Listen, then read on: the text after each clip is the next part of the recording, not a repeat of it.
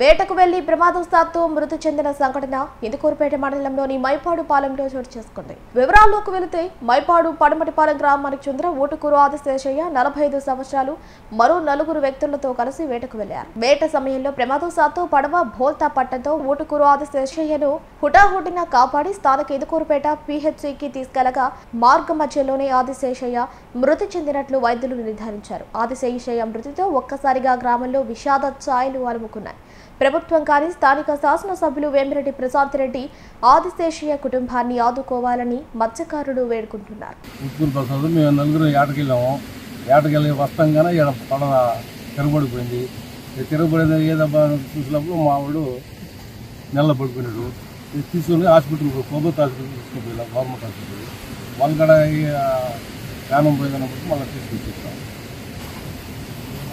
ఏమీ లేని వాళ్ళని బీతవాళ్ళని కానీ అదే ప్రశాంతమ్మ అదే ప్రశాంత్ రెడ్డి అమ్మ గారు అందరికీ సహాయం చేయాలని కోరుకుంటున్నాం. నలుగురు బోట్లో 4 వెళ్ళాము.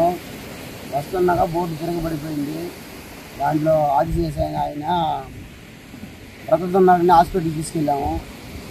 అతను హాస్పిటల్కి పోతే చనిపోయిన ఇందుకూరు గారు తీసుకెళ్ళాము గవర్నమెంట్ హాస్పిటల్కి. అతను చనిపోయినాడే అని చెప్పారు. ఎట్లా ఇంటికి తీసుకొచ్చేసాము. ఆ కుటుంబం అయితే మరీ పేద కుటుంబం. అతను పోతేనే భోజనం ఆ ఇంటికి తినడానికి కూడా లేదు అసలు. మాకు ప్రభుత్వం నుంచి ఏదైనా సహాయం చేయాలా. మన ప్రశాంత్ అమ్మగారు ఉన్నారు, MP గారు ఉన్నారు. ఆ కుటుంబానికి ఆదుకొని ఏదో చేయాలని కోరుతున్నాం మేమందరం, గ్రామ ప్రజలందరం. మాది మైపాడు TB అండి. ఒక అమ్మాయి ఉందండి, ఒక బాబు ఉన్నాడండి. అమ్మాయికి మ్యారేజ్ అయింది, మధ్యలో మ్యారేజ్ అయింది. ఆ అమ్మాయి బాధ్యత కూడా ఏం తీరలేదు అతనికి. అతనేమో బాధ్యత చనిపోయాడు. ప్రభుత్వం ఆదుకోవాలని కోరుకుంటున్నామండి.